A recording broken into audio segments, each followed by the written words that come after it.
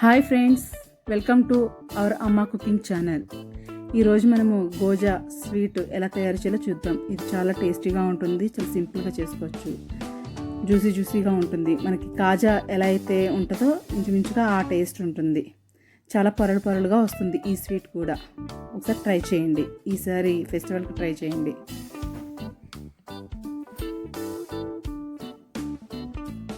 చాలా జ్యూసీగా ఉంటుంది, చాలా బాగుంటుంది, ఈజీగా కూడా చేసుకోవచ్చు. ముందుగా మనం 1 కప్పు మైదా పిండి తీసుకోవాలి, 1/2 టీ స్పూన్ బేకింగ్ సోడా తీసుకోవాలి,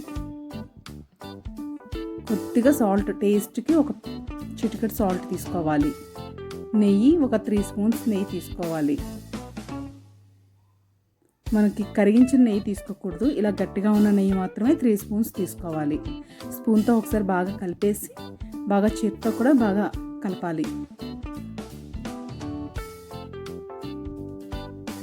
మనకి ఆ పిండి అంతా కూడా, ఆ నెయ్యి అనేది పిండి అంతా బాగా పట్టుకోవాలన్నమాట. బాగా పట్టించాలి, ఆ నేతిని పిండికి బాగా పట్టించాలి. మొత్తం అంతా కూడా బాగా కలిసేటట్టుగా కలపాలి. మనకి ఆ పిండి చేత్తో తీసుకుంటే ఇలా ఉండ కింద చేస్తుంటే అది ఉండ కింద అవ్వాలి.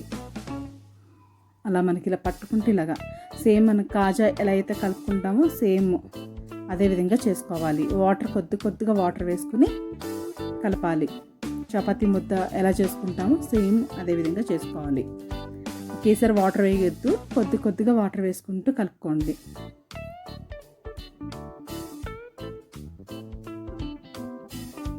మనకి గోజా ముద్ద తయారైంది. మనకి ఇలా తీస్తే ఇలా పొరలుగా ఇలా వస్తుంది. ఇలా వస్తే మనకి ఆ షుగర్ సిరప్ అనేది బాగా పట్టుకుంటుంది అనమాట, బాగా పీల్చుతుంది షుగర్ సిరప్. ఇలా కలుపుకొని పక్కన పెట్టేసుకోండి.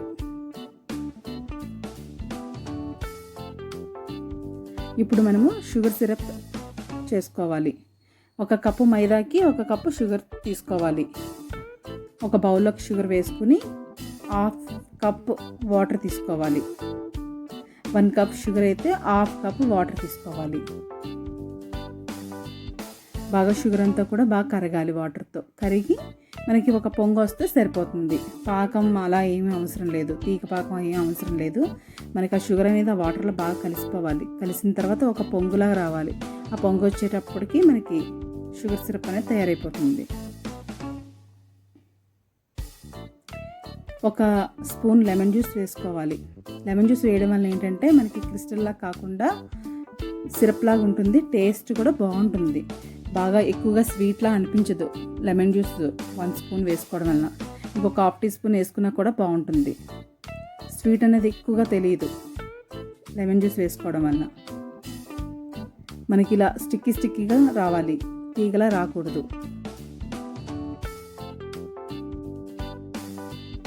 పిండి అనేది ఇలా సాఫ్ట్గా అయ్యింది. ఇప్పుడు మనము గోజాస్ తయారు చేసుకుందాము.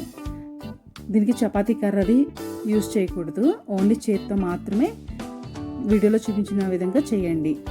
చేత్తో మాత్రం ప్రెస్ చేస్తూ ఉండాలి. హాఫ్కి కట్ చేసేసి సగానికి కట్ చేసుకుని ఒకదాని మీద ఒకటి పెట్టుకుని మళ్ళీ ప్రెస్ చేస్తూ ఉండాలి. మళ్ళీ హాఫ్ కట్ చేసుకుని దాని మీద ఒకటి పెట్టి ప్రెస్ చేస్తూనే ఉండాలి. అలా ఒక 6 టైమ్స్ అయినా సరే చేయాలి. అలా చేయడం వల్ల ఏంటంటే పొరలుగా వస్తుంది. మనకి ఆ గోజాస్ అనేవి చాలా పొరలుగా వస్తాయి అన్నమాట. చూడండి ఒకసారి ఎలా వచ్చిందో. ఇలా కనీసం ఒక 6 టైమ్స్ చేయాలి.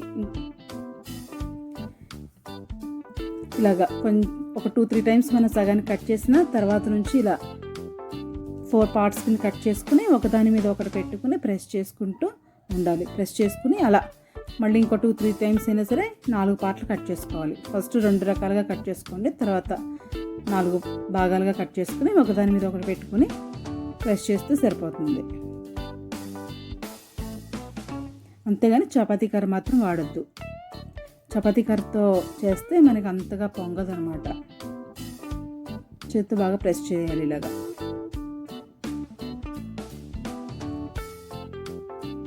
ఇప్పుడు మనము పీసెస్ కింద కట్ చేసుకుందాం. నేను ఒక 7 టైమ్స్ అయితే వేసాను, 6-7 టైమ్స్ సేమ్ అదే ప్రాసెస్ జరిగిందనమాట. నెక్స్ట్ ఇలాగా చిన్న పీసెస్ కింద కట్ చేసుకోవాలి. మరీ చిన్నగా కట్ చేసుకోకూడదు, అంత బాగోదు. మరీ చిన్నగా కట్ చేసుకుంటే అంత బాగోదు. చూడండి ఒకసారి ఇలా లేయర్లా అనిపిస్తుంది. చిన్న చిన్న హోల్స్ కూడా పడ్డాయి.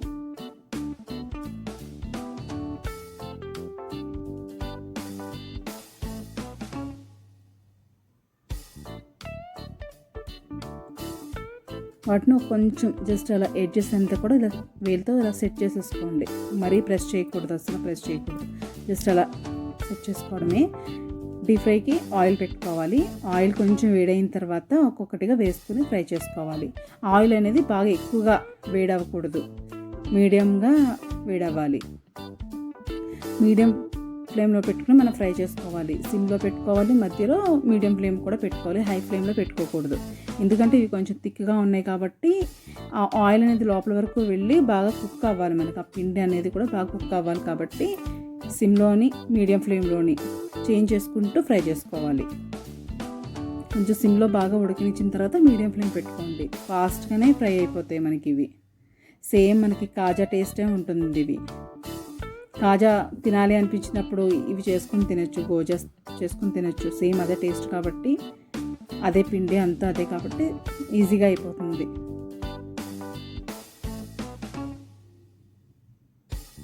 మొత్తం అంతా కూడా మనకి ఒకే కలర్లా వచ్చే వరకు కూడా, మంచి కలర్ వచ్చే వరకు కూడా ఫ్రై చేసుకోవాలి. గోల్డ్ కలర్లో రావాలి.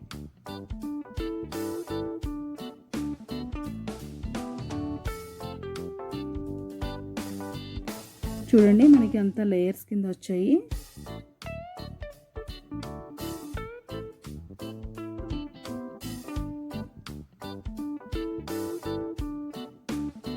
మనకి ఈ విధంగా వస్తుంది. ఇది షుగర్ సిరప్లో వేసుకోవాలి.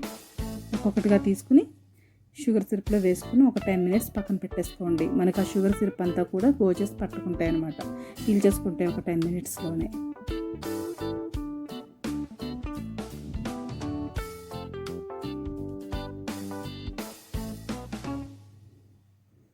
మొత్తం అన్నిటికీ షుగర్ సిరప్ బాగా పట్టించాలి.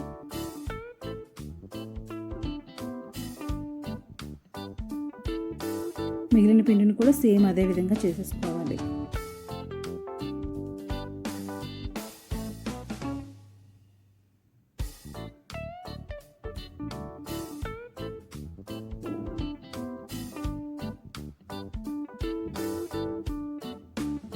చూడండి చాలా జ్యూసీగా వచ్చాయి.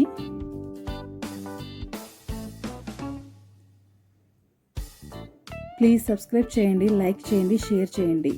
Thank you.